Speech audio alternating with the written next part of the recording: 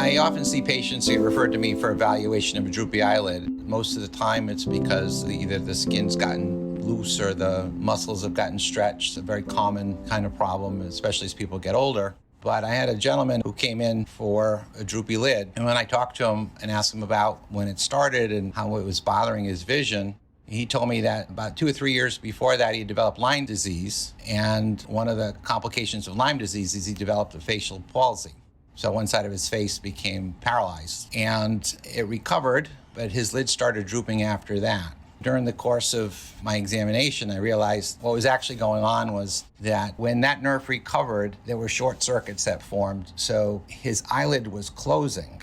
The reason the lid was drooping was because the muscle that closed his eye was constantly in some spasm, and he was not able to open his eye up against that.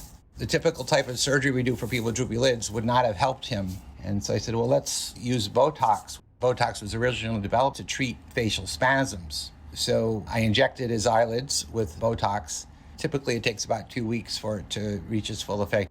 About 2 weeks later, the droopy lid was gone. He still had some residual spasms in his lower face, so we injected more along the jawline and in the neck and in the cheek, and that controlled his spasms. Surgery wouldn't have helped him, but the Botox injections certainly did, and he's been getting these injections about every 3 months now for the past 6 years. He's one of my most appreciative patients because it made such a huge difference in his life. He was able to go to his daughter's wedding and get their pictures taken without his eye being drooped, and he's been able to function normally. And so we've developed a good friendship because every 3 months he comes in for his injections and he gets a good result every time. It's been a lot of fun to be able to take care of something very simply that would have been a very frustrating thing for him if he had just the typical kind of surgery we would do for a droopy eyelid that would not have relieved his problem.